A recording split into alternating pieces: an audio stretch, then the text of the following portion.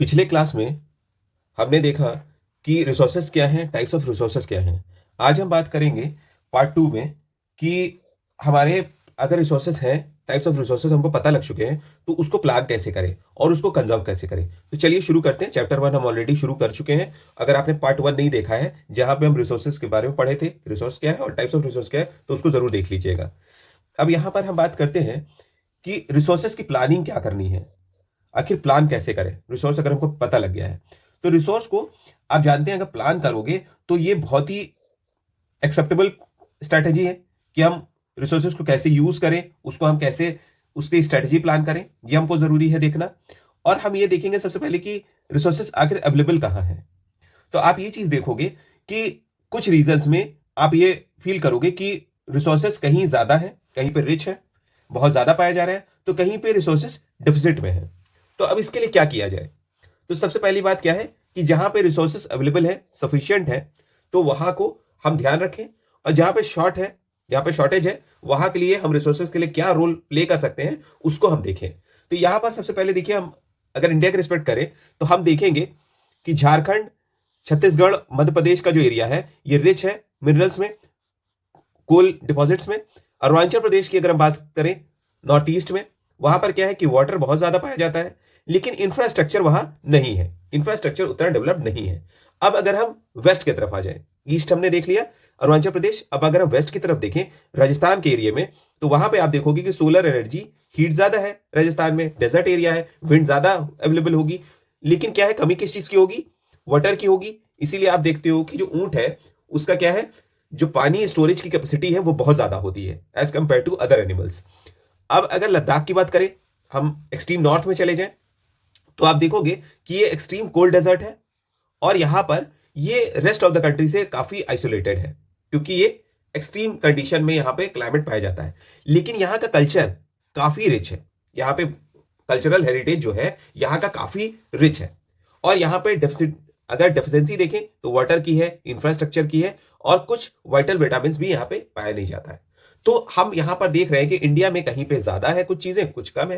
तो इसको आखिर बैलेंस्ड रिसोर्स को प्लान कैसे करें, अगर हम इसको बैलेंस करने जाएंगे रिसोर्सेस को, तो आखिर हम कैसे करें। तो इसके लिए हमको नेशनल, स्टेट, रीजनल और लोकल लेवल पर हमको प्लानिंग करनी पड़ेगी। तो ये क्यों जरूरी है, सबसे पहली बात हम ये करते हैं इंडिया के रिस्पेक्ट में। तो इंडिया में अगर हम प्लानिंग करने जाएंगे तो ये काफी कॉम्प्लेक्स प्रोसेस है, काफी डिफिकल्ट प्रोसेस है। क्यों होता है, क्योंकि आप देख ही रहे हो अलग अलग जगह पे हमारा वेरिएशन देखने को मिल रहा है रिसोर्सेस का। तो यहां पे सबसे पहली बात अगर हम करें, तो सबसे इंपॉर्टेंट क्या है, यहां पे हम सबको सबसे पहले आइडेंटिफाई करना पड़ेगा कहां पे रिसोर्स है, उसकी इन्वेंट्री करनी पड़ेगी, उसकी एंट्री करनी पड़ेगी। हमको देखना पड़ेगा कहां पे ज्यादा है और कहां पे कम है। ठीक है, उसकी फिर क्वालिटी और क्वांटिटी, उसकी क्वालिटी क्या है और उसकी क्वांटिटी क्या है, इसको देखते हुए हमको क्या करना पड़ेगा, उसका सर्वे करना पड़ेगा और उसकी मैपिंग बनानी पड़ेगी। ठीक है, और एस्टिमेटेड मेजरमेंट हम कर लेंगे, मेजरमेंट करेंगे और उसका एस्टिमेशन हम कर लेंगे कि रिसोर्सेज कहां कहां पाए जा रहे हैं। ठीक है, ये चीज समझ में आ गया। अगर हम इतनी चीजें कर पा रहे हैं कि हम आइडेंटिफाई और उसका इन्वेंट्री कर ले रहे हैं, तो अगला स्टेप आता है कि जो प्लानिंग का स्ट्रक्चर है वो कैसे वर्क करेगा। जैसे कि अप्रोप्रिएट जो टेक्नोलॉजी है, स्किल है, इंस्टीट्यूशन है, वो कैसे सेटअप किए जाएंगे और उसको इंप्लीमेंट कैसे किया जाए। मान लीजिए कि हमने इंस्टीट्यूशन तो बना लिया, कोई हमने एक ग्रुप बना दिया, ऑर्गेनाइजेशन तैयार कर ली, लेकिन उसको हम कैसे प्लान करें और कैसे टेक्नोलॉजी को हम इंप्लीमेंट करें, ये हमको प्लान करना होगा। और अगर हम ये कर पा रहे हैं, जैसे आइडेंटिफिकेशन कर पा रहे हैं और इन्वेंट्री कर लिया हमने और फिर टेक्नोलॉजी को अप्लाई भी कर दिया, तब हम देखेंगे कि रिसोर्सेस को हम नेशनल लेवल पे किस तरीके से मैच करके उसको प्रेजेंट कर सके, उसको हम डेवलप कर सके। आपको ये जान के बहुत हैरानी होगी कि जो ये प्लानिंग है, कोई ये पहली बार हम नहीं इस बात कर रहे हैं। ये जब 5 ईयर प्लान आया था, जब भारत आजाद हुआ था, जब इंडिपेंडेंस आई थी, भारत को इंडिपेंडेंस मिली थी, तभी इस फर्स्ट ईयर प्लान से ही हमने रिसोर्सेस को प्लान करना शुरू कर दिया था। और हमने ये चीज देखी थी कि अगर हमारे रिसोर्सेस अवेलेबल है, हमको मिल रहे हैं, तो उसको डेवलप करने के लिए क्या कंडीशन चाहिए, इसको हमने देखा। प्लस हमने रिसोर्सेस की अवेलेबिलिटी के साथ हमने देखा कि जो एब्सेंस है चीजों में, जो भी कमियां हैं, उसको हम चेंज करने की कोशिश करें। साथ ही साथ हमने देखा कि टेक्नोलॉजी और इंस्टीट्यूशन को जो डेवलप करने के लिए हिंडरेंस है, जो रोक हो रही है, उसको हम ठीक से कर पाए। ये चीज आपको क्लियर हो रही है। तो हम क्या देखेंगे फिर कि जो रिच रिसोर्सेस हैं, कहीं कहीं पर जहां पे रिच है, वहां पर हम ये भी देख पा रहे हैं कि इकोनॉमिकल बैकवर्डनेस है।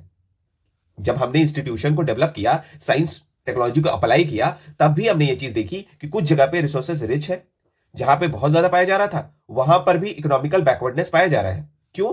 क्योंकि वहां पे टेक्नोलॉजी को हम प्रॉपर तरीके से डेवलप नहीं कर पा रहे हैं, वहां पे इंप्लीमेंट नहीं कर पा रहे हैं, और कहीं पे हम देख रहे हैं कि रिसोर्सेज पुअर है, लेकिन इकोनॉमिकली वो एरिया काफी डेवलप्ड है। तो ये आप सोच के बताना कि ऐसा इंडिया में कहां पे पाया जाता है। ठीक है, यहां पे मैं आपको बता दूं, इसमें सबसे ज्यादा आप अरुणाचल प्रदेश को कर सकते हो, क्योंकि अरुणाचल प्रदेश में रिसोर्सेस है, लेकिन वहां पे क्या है, इंफ्रास्ट्रक्चर नहीं है, डेवलपमेंट उस तरीके से नहीं है, तो वो वहां पे आप देखोगे कि पुअर रिसोर्सेस है। ठीक है, रिच रिसोर्सेस होने के बाद भी हम वहां पर पुअर है। ठीक है, ये चीज क्लियर हो गई। और ये चीजें हमने जो रिच रिसोर्सेस है, इसी के कारण जो कॉलोनीज बनी थी ब्रिटिश काल में, जब फॉरेनर्स आए थे, ब्रिटिशर्स आए थे इंडिया में, तो यही रिच रिसोर्सेस को देख के इंडिया की तरफ अट्रैक्ट हुए थे, और उन्होंने क्या किया कि काफी ज्यादा इसमें हिंड्रेंस लाई और काफी ज्यादा एक्सप्लॉइट किया था। भारत का काफी रिसोर्सेस वो लेके चले गए थे। और हमने ये भी देखा कि टेक्नोलॉजी और जो इंस्टीट्यूशन है, इसका कितना अच्छा कॉलोनियल जो रूल था उसमें उन्होंने इंप्लीमेंट किया और अपना फायदा उठा लिया। लेकिन भारत उस तरीके से डेवलप नहीं हो पाया, क्योंकि भारत के फेवर में वो डेवलपमेंट नहीं किया गया था। तो इसीलिए आज के डेट में हमने हिस्ट्री से सीखा कि हमको टेक्नोलॉजी और क्वालिटी ऑफ ह्यूमन रिसोर्सेज अगर हम डेवलप कर ले, अगर हम टेक्नोलॉजी को अच्छे से इंप्लीमेंट कर ले, तो भारत काफी अच्छा रिसोर्स तैयार कर सकता है। और इसको हम कंजर्व कैसे करें? अब अगला क्वेश्चन आपके दिमाग में आएगा कि हम ये सब तो खोज भी कर ले रहे हैं, हम प्लान भी कर लिए हैं, लेकिन जो हमारे पास रिसोर्स है उसको बचाए कैसे आखिर? क्योंकि हम जान रहे हैं कि इरैशनल कंजम्पशन हम कर रहे हैं, हम बहुत ज्यादा अति बचाए हुए हैं, हम रिसोर्सेज को काफी ज्यादा एक्सप्लॉइट कर रहे हैं, ओवर यूटिलाइज कर रहे हैं। तो उसके लिए हम क्या करेंगे? अल्टीमेटली आप देखोगे कि हमारा सोशल और इकोनॉमिकल जो इन्वायरमेंटल प्रॉब्लम्स हैं वो अराइज कर रहे हैं। धीरे धीरे ये प्रॉब्लम्स हमारे बहुत ज्यादा क्रूर होते चले जा रहे हैं। तो यहां पर आपको क्या करना है, जो ये रिसोर्सेस हैं इसको हमको कंजर्व करना पड़ेगा डिफरेंट लेवल्स पे, अलग अलग लेवल्स पे हमको इसको डेवलप करना होगा। जो लीडर्स हैं, जो थिंकर्स हैं, इसके बारे में हमको ज्यादा डेवलपमेंट करना होगा। जैसे कि गांधी जी ने एक बार कहा था कि there is enough for everybody's need and not for anybody's greed. ठीक है, हमारे पास, हर एक आदमी के पास आप देखोगे रिसोर्सेस इनफ है, हम अगर चाहे तो हम उसको अच्छे से इस्तेमाल कर सकते हैं। लेकिन हम क्या कर रहे हैं? ग्रीड के कारण हम उसको लूज करते जा रहे हैं, हम अपने सेल्फिशनेस के कारण हमारा जो रिसोर्स है वो हम बर्बाद करते जा रहे हैं। ठीक है, और गांधी जी हमेशा अगेंस्ट थे किस चीज के? मास प्रोडक्शन के। हमेशा वो कहते थे कि मास प्रोडक्शन नहीं होना चाहिए, और वो हमेशा कहते थे कि प्रोडक्शन बाय मासेस होना चाहिए। लोग इन्वॉल्व हो प्रोडक्शन में, लेकिन मास प्रोडक्शन नहीं होना चाहिए एक आदमी के द्वारा। ठीक है, सिंगल प्रोडक्शन नहीं होना चाहिए, जबकि मल्टीपल हैंड्स उसमें लगे प्रोडक्शन के लिए, तब हम डेवलप करेंगे। ठीक है, तो ये चीजें हमने देखी कि एक रिसोर्सेस को डेवलप करने के लिए हम क्या क्या स्टेप ले रहे हैं, और हमने पहले से भी गांधी जी के एरा से भी हमने कुछ चीजों को यहां पे उठाया है, तो हमने चीजों को काफी अच्छे से समझा। यहां पर देखिए, अगर हम बात करें कि ये जो डेवलपमेंट थे, रिसोर्सेस का जो कंजर्वेशन था, तो ये पहली बार कब देखा गया? क्लब ऑफ रोम एडवोकेट किया 1968 में कि एक सिस्टमैटिक ढंग से हमको रिसोर्स को कंजर्व करना चाहिए। और साथ ही साथ 1974 में गांधीयन फिलॉसफी भी हमारी बढ़ी, जब हमने देखा small book, small is beautiful. ये है शूमाकर का बुक है, जो कि हमारा काफी ज्यादा यहां पर डिस्कस किया गया था कि कैसे हम कंजर्व करें रिसोर्सेस को। ठीक है, और ये चीज हमने ब्रुक्सलैंड कंजर्वेशन रिपोर्ट 1987 में भी ग्लोबल लेवल पे इस चीज को इंट्रोड्यूस किया, और इसी के द्वारा हमको मिला sustainable development. Sustainable development, resource conservation, जो हमारा यहां पर क्लब ऑफ रोम्स 1968 में जो स्टार्ट किया इन लोगों ने, डेवलप करने की बात कही सिस्टमैटिक ढंग से, वहीं से हमारा सस्टेनेबल डेवलपमेंट का कॉन्सेप्ट आया। सस्टेनेबल डेवलपमेंट का कॉन्सेप्ट अगर आपने नहीं देखा है तो शॉर्ट्स में देख लीजिए, जहां पे हम रिसोर्सेज को खुद तो इस्तेमाल करें और फ्यूचर के आने वाली जनरेशन के लिए भी हम सोचते हैं। और इसको सबसे ज्यादा अगर हम किसी बुक में देखते हैं रिसोर्स कंजर्वेशन का, वो है आवर कॉमन फ्यूचर में, ये चीज को काफी अच्छे से प्रेजेंट किया गया है। और आप देखोगे कि रियो दी जनेरियो का जो समिट था, अर्थ समिट, यहां पर भी इसकी डिस्कशन, इसके बारे में काफी लार्ज स्केल पे किया गया था। तो यहां पर हमने कंजर्वेशन को देखा, और रिसोर्सेज की प्लानिंग को देखा। अब नेक्स्ट लेक्चर में आप देखोगे कि हम लैंड रिसोर्स को कैसे पढ़ेंगे और उसमें हम डेवलपमेंट लाने की कोशिश करेंगे और वहां पे ड्रॉबैक्स, इसके ड्रॉबैक्स क्या है, हम जो इसका एक्सप्लॉइट कर रहे हैं, ये सारी चीजों को हम नेक्स्ट क्लास में डिस्कस करेंगे। थैंक यू वेरी मच, आपने पूरा हमारा ये वीडियो देखा है और प्लीज सब्सक्राइब करिए और साथ ही साथ ऐसे वीडियोस को आप देखते रहिए, लाइक का बटन दबाना मत भूलिएगा। Thank you very